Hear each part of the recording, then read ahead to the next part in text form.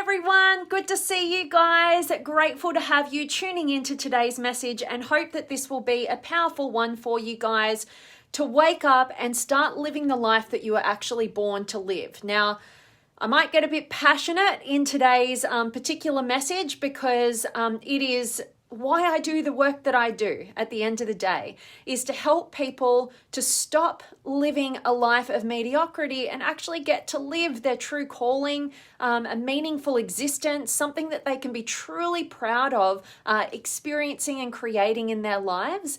And I really want to dive in deep with this one because at the end of the day, if you're not actually moving in the direction of actualizing your potential, then what are you doing with your life? Whose life are you living? Why are you living it?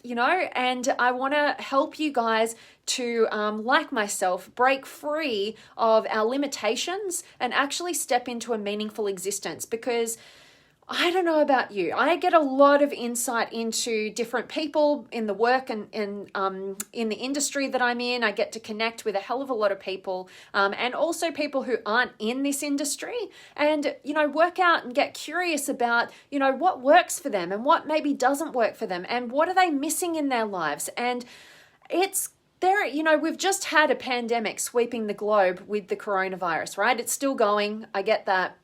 But that's, really drawn all of our attention. And it's not just that. There is a bigger pandemic that's going left unchecked and left unspoken about on a large scale. And that's ultimately that we are starving for meaning and fulfillment in our lives. And I get to connect with a lot of people like you, I hope you guys do as well, who, ultimately they've created a level of success in their lives. Maybe they've got the finances, particularly in the ages, around the 50 and above mark is where I'm seeing this a lot. And basically what I'm saying is these human beings who come from a different era. And the era that they came from was, you work really hard, get a job, you work really hard at that job, whatever you get into until you retire. And then hopefully you've made enough money at that point to be able to live the life that you want, right? So you're in maybe your 60s at this point. And basically I'm seeing a bunch of these different people who have done that and they've worked really hard in their lives. They've gotten themselves to a point where financially, they're stable. They could practically really do whatever they want to do. But why are they so unhappy? Why is there that sense of emptiness? Why is there, or maybe that next shiny object, or maybe that next trip that we do, or whatever it is, but it's always something outside in the future, or we could do that thing, or we go shopping and we get that new thing, and it just kind of never feels, it's like there's an abyss that can never be fulfilled. And ultimately, it's really because of this point. Because they've taken care of a huge section of their psychological needs. If we look at Maslow's hierarchy of needs, if you guys don't know anything really about that, I encourage you to Google an image on it, or I can drop you one. I'll drop you one in the comments, a really good one that I've come across. But basically, we all have these type of psychological needs, that must be met in order for us to actually, get about actualizing our potential. We can't just get born and then actualize our potential and there we go, we're enlightened and we're at the end of the, the end of the road. We have to go through the journey, and part of the journey is kind of like, what are the steps involved? How do we climb the ladder towards actualizing our potential? And creating the fulfillment that we can really be proud of in our lives, that we can get to the end of our lives feeling so fulfilled by everything that we've contributed and grown through and experienced and given and shared with other people that we care and love, and ultimately we have to start with our physiological needs, right? So we all know those, you've got to be able to have air to breathe, water to drink, food to eat, maybe shelter over our heads. There are kind of very basic level survival needs. But then, once we've got that kind of taken care of, which hopefully you get that done pretty soon, the next step is to get into our security needs. Do we have enough finances? Can we, take care of ourselves and, be safe and secure in the world? But then, you've got to get beyond that. And then it's about belonging. It's about our love and connection. It's about the intimacy that we can experience with other people. It's about our friendships, about our networks. We have those as our basic human needs as well. And it's only when we know that we can take care of our physiological needs, we feel safe and secure, we've got enough finances in the world, and we have a sense of belonging and connection with other human beings and intimacy in our lives. That's the point where we can actually get to transcend that into a state of self-esteem, start to build our esteem, our confidence in ourselves, our ability to start to really contribute to the world, be kind of successful in a realm that we're inspired by, and basically when we've built a certain level of self-esteem, we can start to really get into the truth of who we really are, of what the world is really about, and actualizing our actual potential. Now, that's a really, really, really quick way of talking into this model, but basically, at the end of the day, if you don't treat your life as if it matters, you're not going to create a meaningful existence. You're going to stay stunted in your growth at the bottom layers of that hierarchy, of that pyramid when you look it up, or I'll drop you an image after this, and you're going to stay stunted where the majority of the population are stunted. They just kind of roll this cycle of, I need to just get food and water and shelter, that's the first stage. And then I need money, right? And we keep staying stuck in that loop, and we're trying to aim for more than we even actually probably need. And then that next layer, it's all about love and, belonging.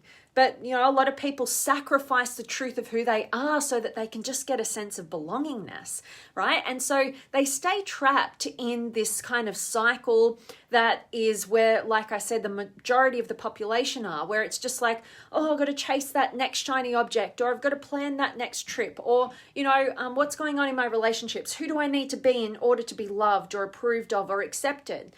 And we're basically chasing our tail this whole cycle through.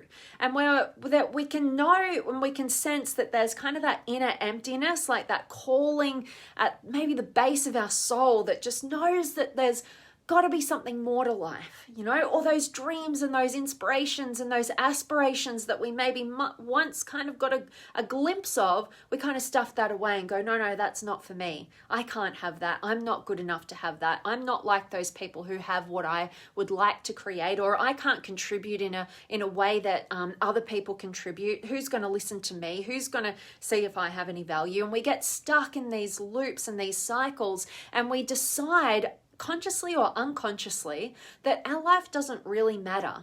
Because if we really woke up and we knew that from the day that you're born, you should know absolutely what this step-by-step system is in order to actualize your potential, and you should be working towards that from day dot as soon as you absolutely can, then if we knew that, if we really consciously were aware of that, and we learnt from the greats who have come before us and shown us what's possible, then we wouldn't stay stuck in our cycle.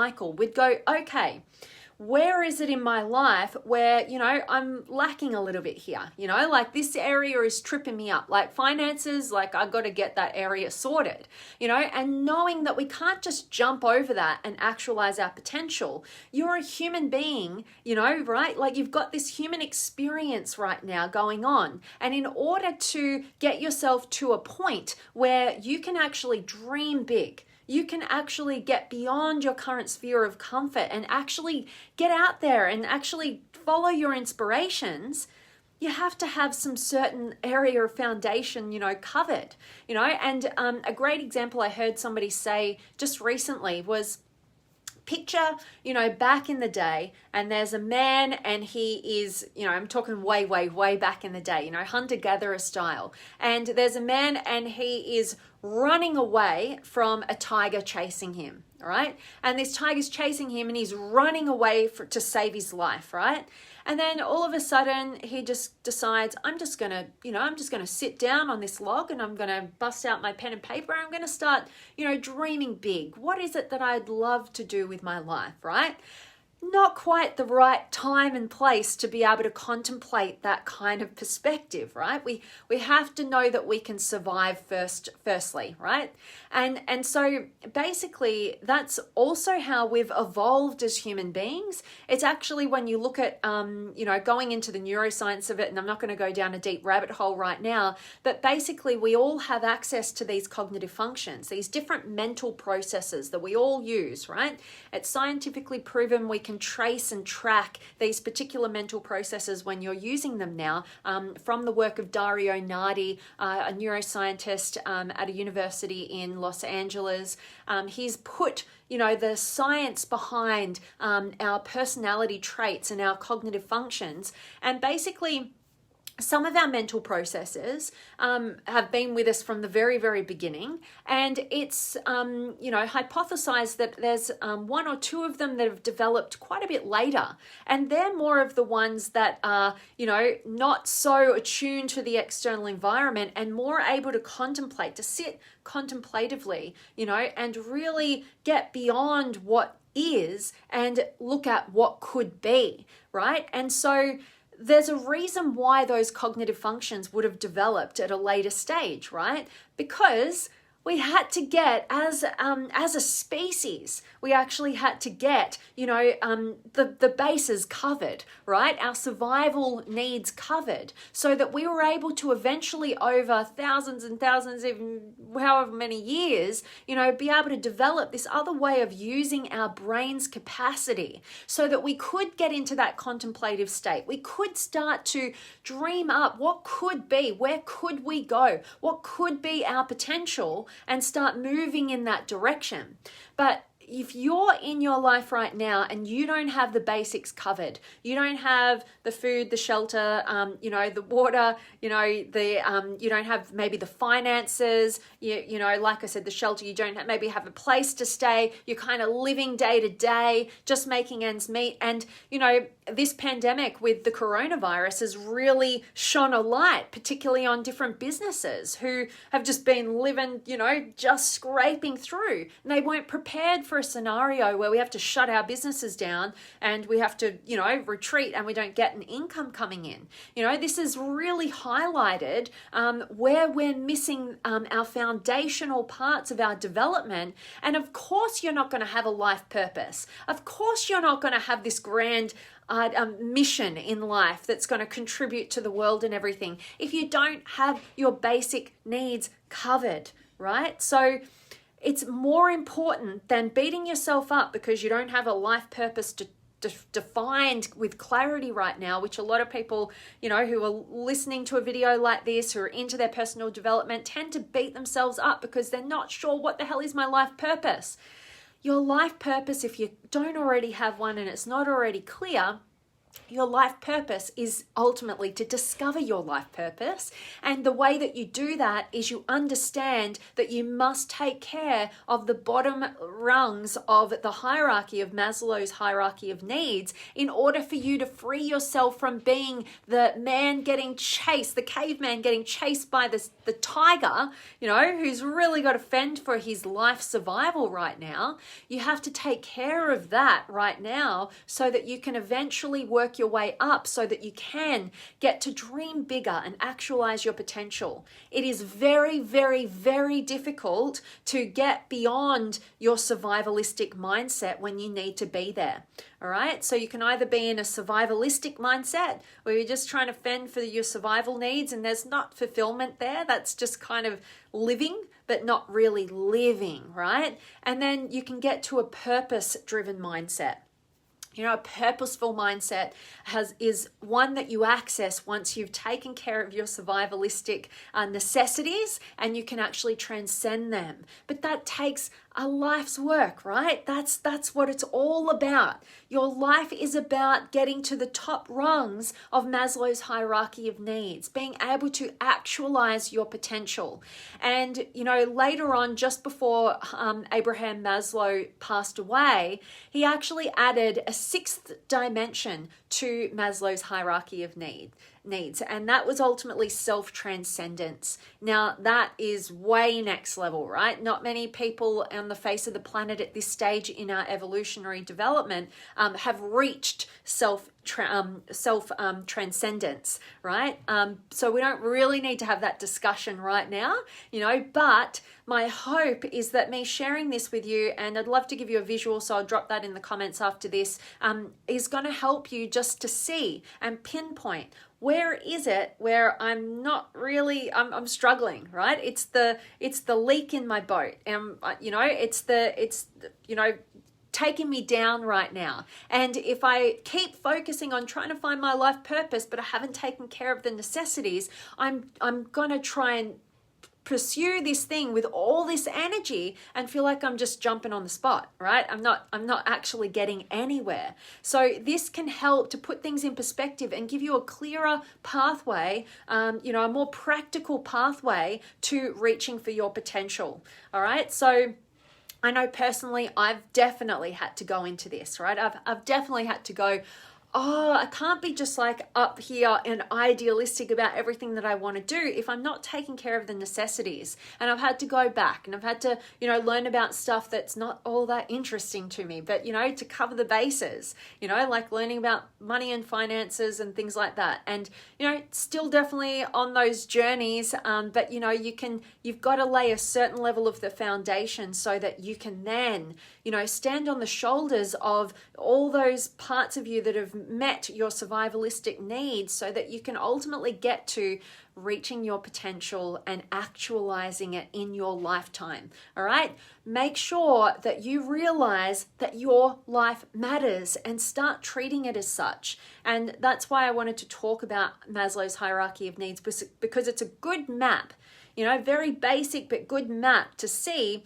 and pinpoint what's letting you down so that you can ultimately reach your potential in this lifetime. All right. And so I wanted to mention before I jump in with you guys and say hi. So drop me a comment. Let me know where in the world you're tuning in from. Have you got any questions or comments or words of wisdom, anything you want to share? I also wanted to let you guys know a couple of things. So tomorrow morning, if you're following me on Instagram, I'm going to be going live with the Elite Mastermind Facebook, Instagram page. So they're a huge page if you're into your success and your personal development. And there I'm being interviewed basically on an Instagram live by them tomorrow morning at 7 a.m. Australian Eastern Standard Time. So any of you guys who want to join in and come on that live interview with me, come on to my Instagram live tomorrow morning.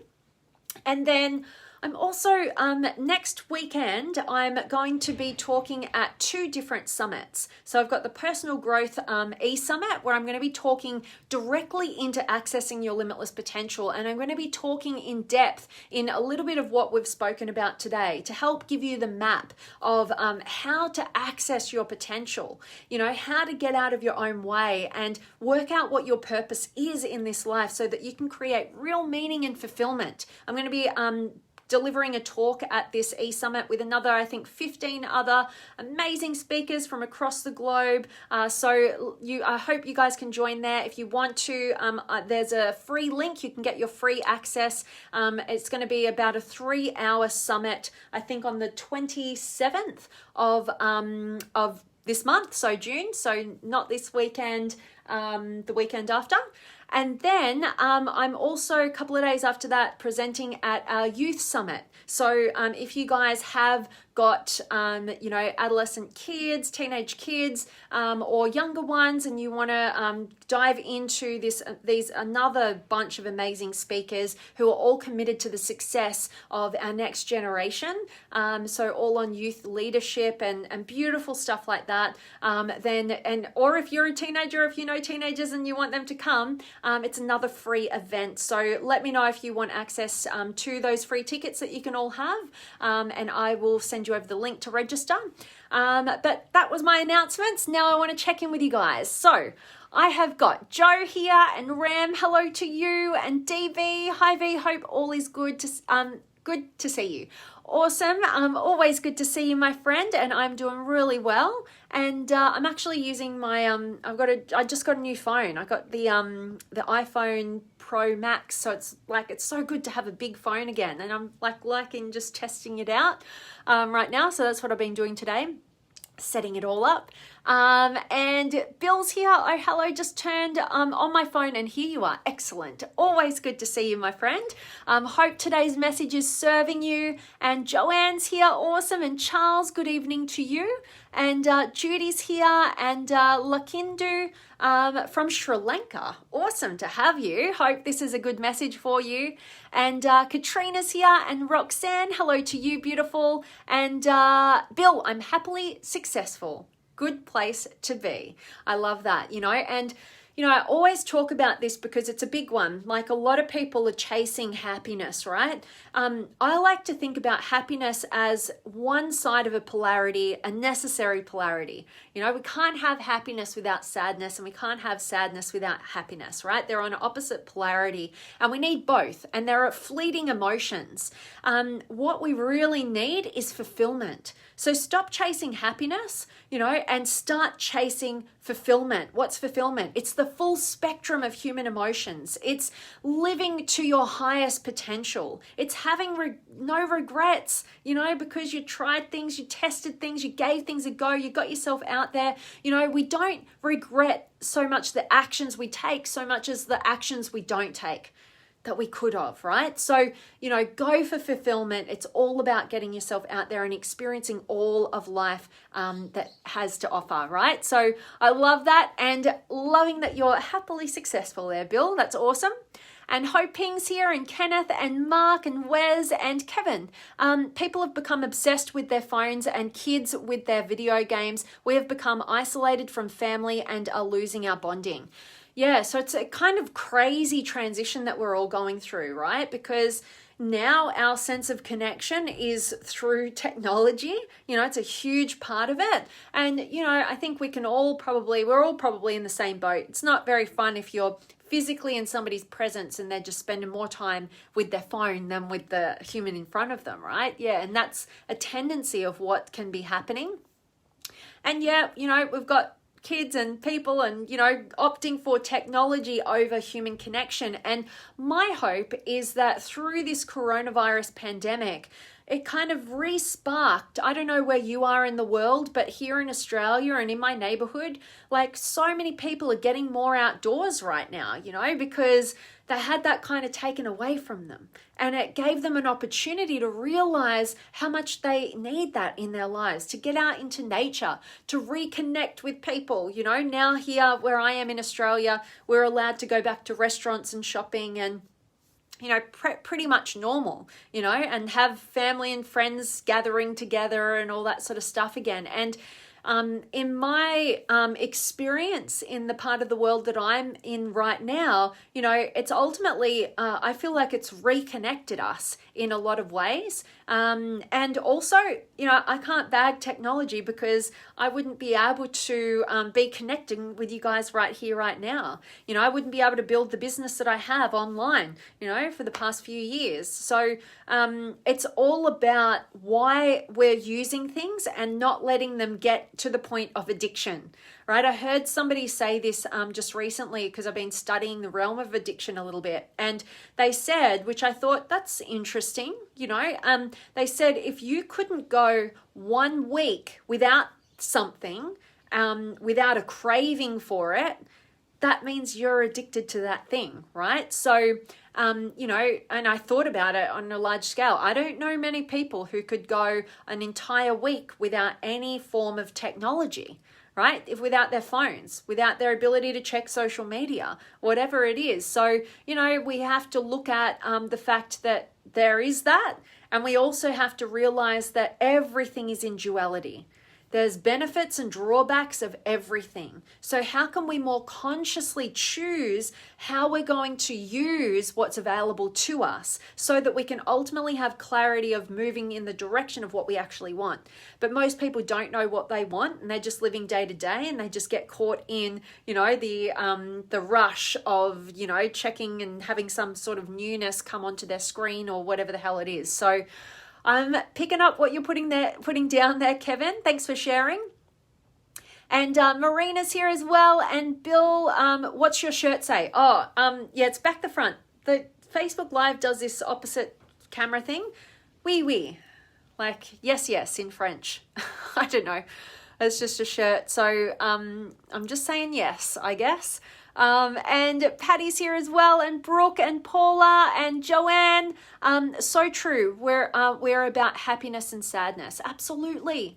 Recently, probably over the last 12 months or so, I think I've mentioned this a few times for you guys now. I've really dove into a lot of like this repressed sadness that I've had within me. And it's been one of the most beautiful experiences I've ever had. I grew up kind of repressing all those sort of negative emotions because it was my job to make everybody in my family happy. That's the role I took on as a little kid. I just wanted to be all positive, all happy, make people happy, mitigate any conflicts, create harmony, maintain harmony. And that has its benefits, but there was a big part of me that was repressed. And if I wanted to really be authentic, and I really wanted to access the full expression of who I am, and and access fulfillment, which is the full expression of all of who you are, basically I had to go into that sadness, and it's taken a lot of work, and it's taken a lot of layers, and I've actually gotten to a point right now where that sadness, when I feel into it, actually transmutes into joy. Because I'm no longer judging my sadness, which keeps you recycling the same old emotion. Whatever emotion you judge yourself with, you end up recycling it. It's kind of like holding a beach ball underwater, and then it just kind of comes out in its unconscious way, and then you judge yourself more, and then you have more of it. Like a lot of people have that with anger in particular. But it's all sorts of emotions. And since I stopped doing that and became conscious when I was doing that, and actually when I felt sad, actually allow it to come out and even go the extra mile with that, and like find different things that could trigger me into sadness to really kind of unleash that. Now it's like, because I allow it to come up without judgment, it literally transforms into not just happiness, but joy. And so this is what's available to us. No matter what emotions you experience, the opposite is available to you, right? And you want the opposite to be there, because if I was just constantly in a state of joy, I wouldn't know it.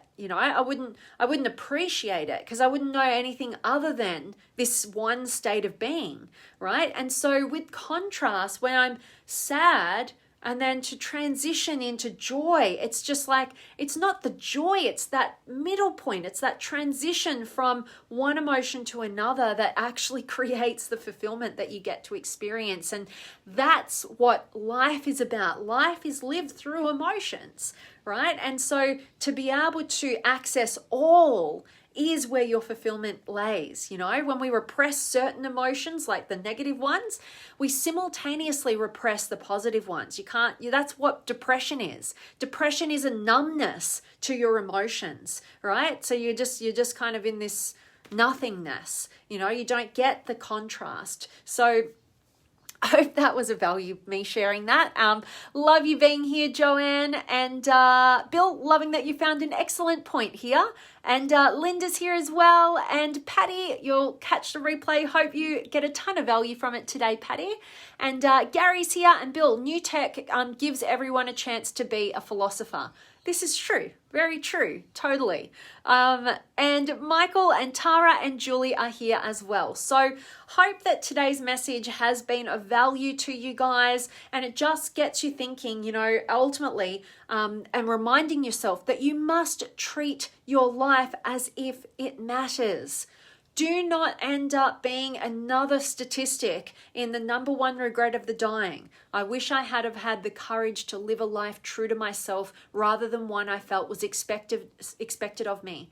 Don't just opt for belonging to the people who, if you change, like they might not like it. You've got to be willing, to go it alone in the pursuit of what's meaningful to you so that you can actually create the life that you were born to live. Not just settle in mediocrity, but actually reach for something really meaningful and fulfilling. And another point, it is absolutely never too late or too early to start on the journey of actualizing your potential, So just those little reminders, and I love it, Bill, messy. Oui. I love it. So good. And Carlos is here as well.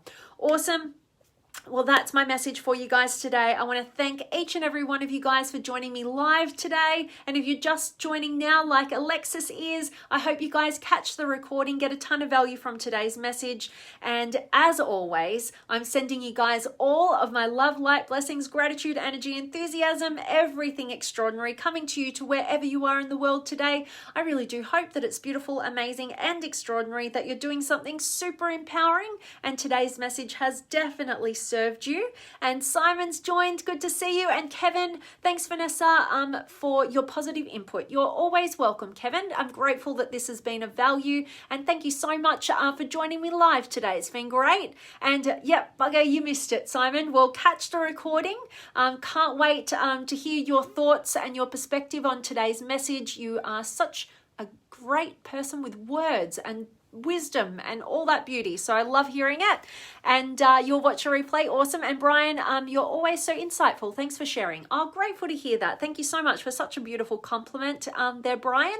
So appreciated, as each of every one of you are. Thank you so much for spending your time with me today, and I can't wait to see you guys tomorrow. So much love, and I'll see you then.